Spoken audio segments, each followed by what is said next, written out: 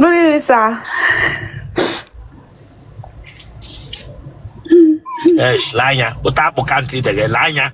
I'm not in better mood today. Come on, Umasha, I got about to go. When I get past me, even I would have teaser as I here, paper to be winner. Don't provoke me, don't push me here now. Ragabeta Koshibese. Sorry, sir. I told that thought from you.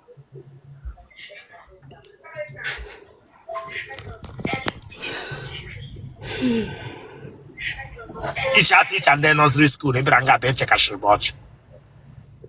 Bianga. Yeah, oh, my first time. Okay, man, how will Emre back up on Facebook, Instagram, every other app not here. Ngani room a interview. Yeah. I'm not giving a ya, Chineka Bagoko. Yes. I'm not giving a game a I'm not giving a game a Mba. you put that in the nishi. You put that in the nishi, my bingo. Prange Magram ya, on Yapo Canti. Prange Magram ya. The Pokari who knock on your Meganere Tasoya bin. Prange Begram ya. Kebishna no Yarai. Germany. I cannot have an ABG Bianca Pierre Begram ya. Yeah. My bingo. The way for Nana, I'll keep you talking Laramas.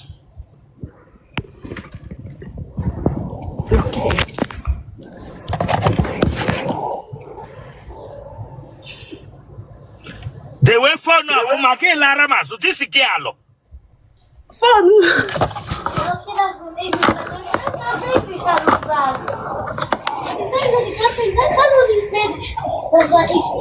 Get a cable, no queen. Oh, let's change. Listen. Hey, yeah, by your that TV. Get Umaka, get a Umakabi. Opera TV. Hey. Hello. Small. Hey, listen, I'm not playing here with you. Don't come here to laugh with me. Okay. I don't want that laughter. Okay. Is you love Gundara Lotta? Is it psychiatric hospital, Bata? Mba. I am up that in Katara Hebanoku. Bapulogo Dara Hebanoku. I think remove it. My bingo. Remove it. All the time, we are less after the video. I promise. I think remove it, my friend. Chile Kabago, Koima, where I suppose here. Okay, can trust us because all the 2 times. Remove it. When you're ready. No bagidara bipolar, you know, na becho uno chan. Uno fru bipolar no budo ibune urechen and bagdo uno. Okay. Remove it and rest it up. Let me see. Let me see it. Mirabel, be careful. Aya. Laramaso. Araba uno, apogono log, Polatunu yat, una got sorry heja home woman. Tono asoge. Akoko. The week ago, Taba here na Kamaranga. Keep it like this. Okay. Whatever Vasebia. Akoko. Oya na kede. Bela. Yeah. Oh boy, Kegrana Germany game make a war Apobia. Yeah. Apple. Apobia. In honor how many months? Hey, I've been remember since 2014. Yeah, well, how many years came on? I got my let's calculate here for myself. 14. 2014 came here when I came Megram like this. Gabian game Megram ya. Gabian game Megram ya. If you want us to speak English, I will do it with you here, man. Now, don't come here to mess my life up. You speaker, here, man. You speak here, man. Wallahi. Me, I do you shake it here, Banza. I'm gassing now, so English is so here, man. Sorry, sir. Damn you, man. Brange bagram ya man. Damn you. Wabingo.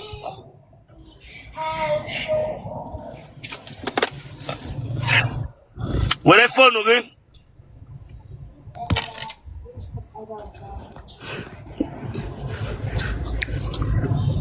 That for left 32.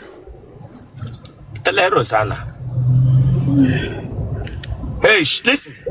This is what I will not take from you. Okay, the way you are looking sorry. straight. Keep your face straight and keep yourself straight here. You know, 32. Sorry, sir. Maybe I got that. I could remember. Must say, well, I'm on post. Maybe I got that. I got you. You know, 32. Maybe I got that. I got you. That get me. Sorry, sir. If you will not focus here, Tineka Bagoko, when you get to say, woman, 32 years, not 32, where? Oh, yeah, who get to say 121, 22. Keep your gata kushigese. I got the wine. I told that out here. Bring out your face, well, bring out your face. Okay, sir. Just say what ata.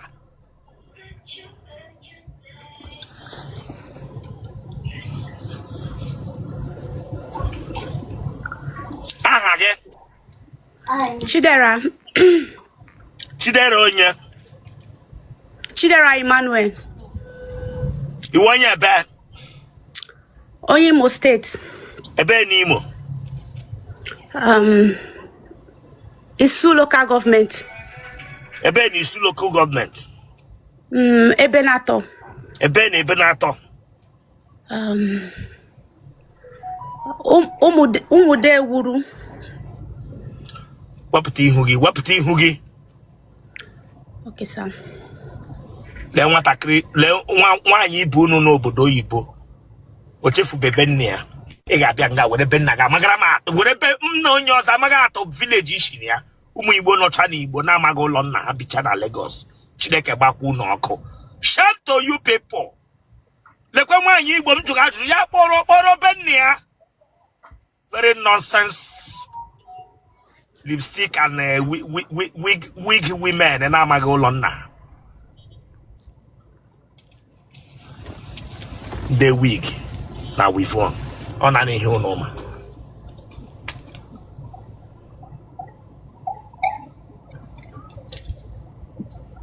Nigga naga adendo. Mama dindu bompa mwana. Chai, donna. Gidi buru naga. Ama amia. Ew, imago nyen naga ew. Mba adim mepere mpe. Ndonna. Ndo. Oh. Nwana amaghị nna ya.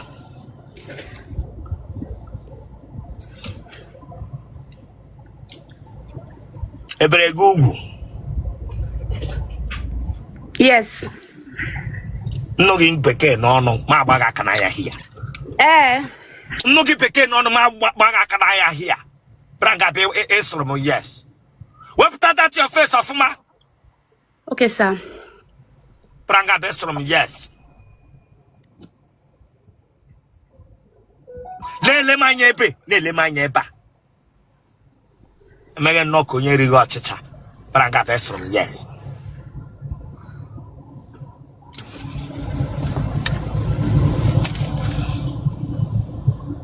Ma ahụ eze gị.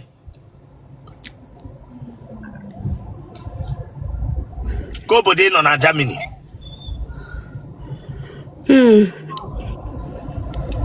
Anọ m na Hamburg. Ị nwere akwụkwọ?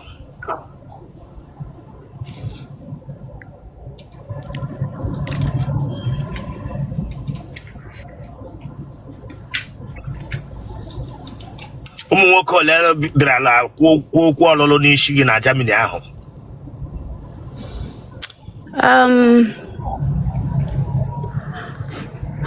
Afụbe m ezigbo mmadụ. Gị nwe ezigbo mmadụ? Yes. Ele ihe mere na iji wuru ezigbo mmadụ? Amaro, but my friend. Ele ihe mere na iji wuru ezigbo mmadụ?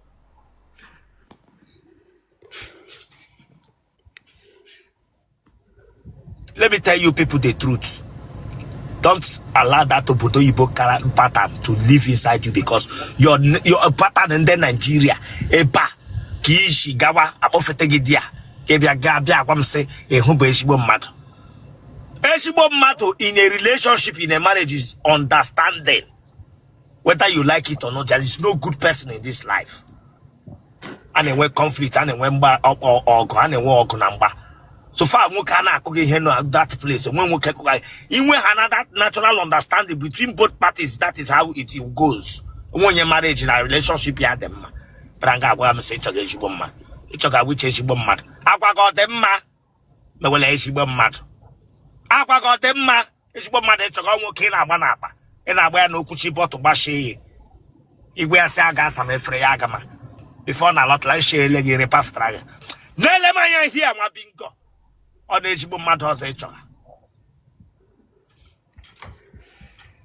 Rangechoga. Juma e lesibo madu digidi me gwa mejibo madewo. Gomo tisi we sibo madu tisi ga ka nele manya nanya. My friends, ndị enyi nwanyị na-ekwu ya. Ni we sibo madu. Yeah. Akoko ige ga akoko ndị enyi gị nwanyị nwa bingo. Ndị enyi nwanyị na-ekwe lanya, go and make inquiry. Nwoke na ama nwanyị wo ishigbo mmadụ wo nwute responsible nwere ọpụkụ issue nwoke tara nwanyị. Even your father and mother don't even know who you are. Your parents cannot talk about you in public. They don't fully know you. Onye magi wo onye tara ala. Braga da bo ishigbo mmadụ. Wapinko. They are friends. Yeah, friends.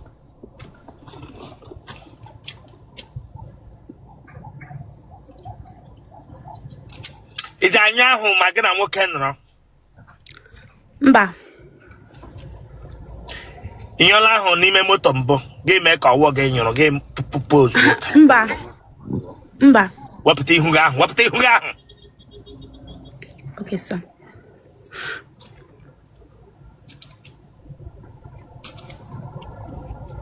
Ijangamu. Mba.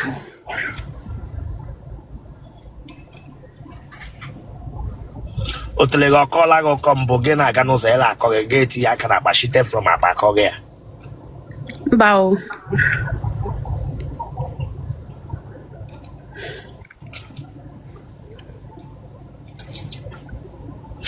Mgbe nọ Nigeria nwoke ọtagidele gị gate ọwụ onye ohi. Mba. I told that touch from you, my sister. I don't want it. Sorry, sir. This is what I don't like. Sorry. What put that your face?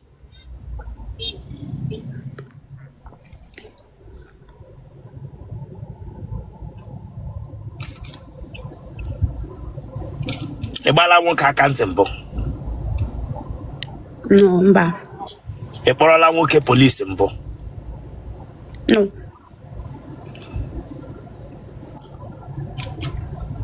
You want to hear my age? I won't ike. Mba. You mele wine na wine mpo. No. Am I any issue? Yeah.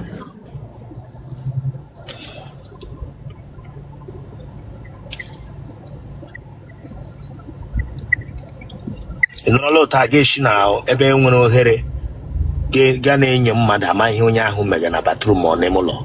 Inyi mele mbụ. Mba. Mba.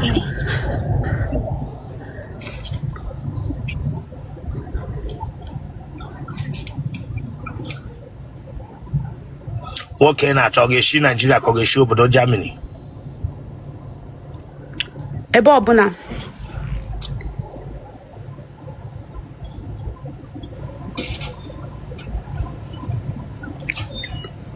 Ụmụ nwoke ole tara ala gị?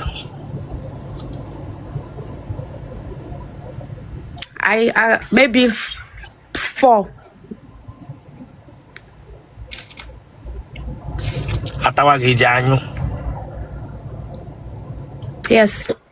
Hello, di mkpu ị na-eti ma ege enyo. Aga m ekute now because nọrọ na the mood. Atawagi bwini amam oti yodi bwini eti. Yeah. Inyola mbuge wero bigi chewe nebe nwoke ọsọ tara gị mbụ ka ọwụ naanị nwoke ahụ taga gị mgba ka ị na-elekwasị anya. Ọ nke mụ na ya nọ. Ka iji were obi gị tinye.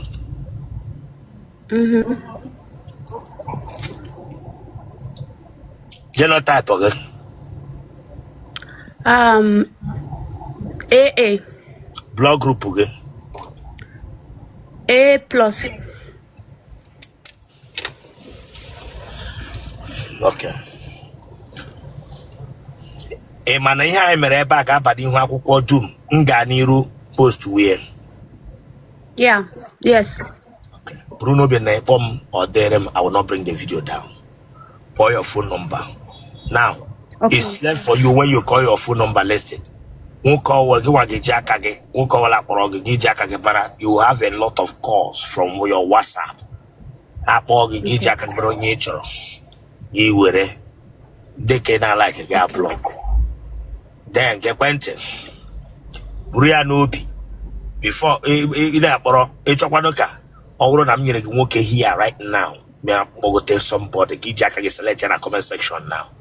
Bogoto Yega Megina Guinean Aishi from Yap Gamma.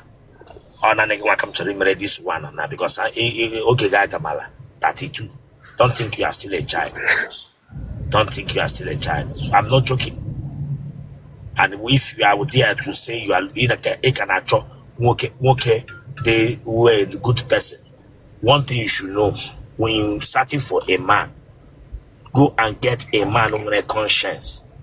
If you don't see a man with a conscience, forget it. There is no good man. And when I remember me that you are looking at, a lot of women know here now that this man is a good man. I want to know Joe. I don't know if I am bad. And when they know when they get like them, there is nobody that is good. The only thing you need in a relationship is a man with a conscience. Are you hearing me? Yeah. And if you have that understanding between both parties, that is all. When you mass IBA with you, game us smoke di too much, gay yo. Away wrong my gay another time because I know every day a guy yo. And not to get threatened one working is over. It's over. So these are the things. Are you getting me? So that is the truth. Yeah. So when you bring in pride as a woman, you are destroying the marriage, you are destroying the relationship. So don't come, because you know, Bodo, you bring on Germany, or you are the best of all, because even a woman want power, then they be trend on a man. Are you getting me? That when you bring yourself to the level of our own tribe here, Igbo, you will know that yes, marriage and then when bad, when good, marriage is not a sweet place. Let me tell you. So take that in your head before you decide say you won't marry, and be ready to face the challenges in it, because it is a place where you encounter bad and good. So there is no good man and there is no good woman. So if your energy accepts one person and you are okay that your energy accepts the person, the truth is this: check if that man has conscience.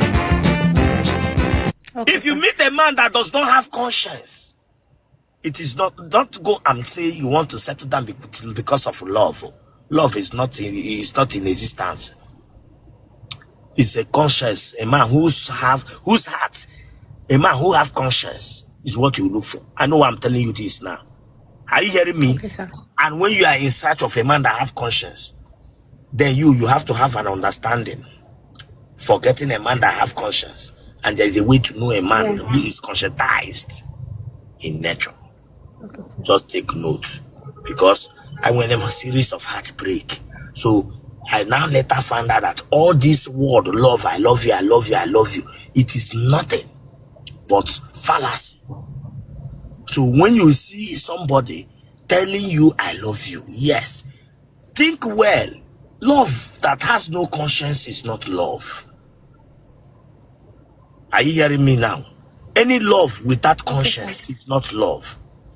So if you are going into marriage and you are feeling you cannot take correction and a man cannot talk to you or shout at you, You are a very stupid woman.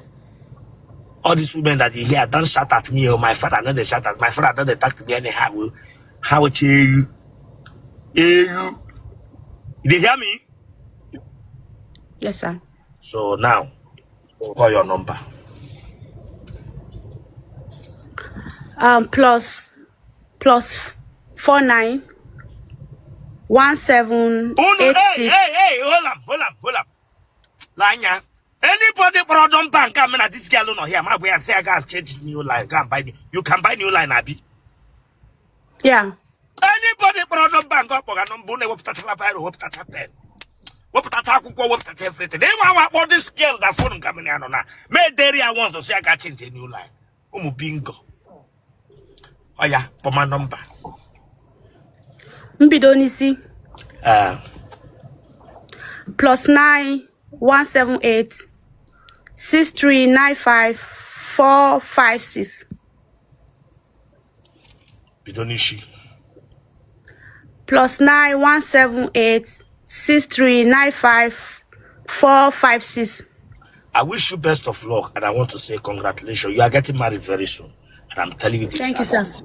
You are getting married. Don't see, men. We can pretend, but when you see genuine love, you will know. And when you say, man, I remember what I told you. Conscience. First and foremost, get a man who have conscience. There is a way to know a man who have conscience. Conscience is different from kindness. Conscience is different from kindness. Take note. Thank you, sir.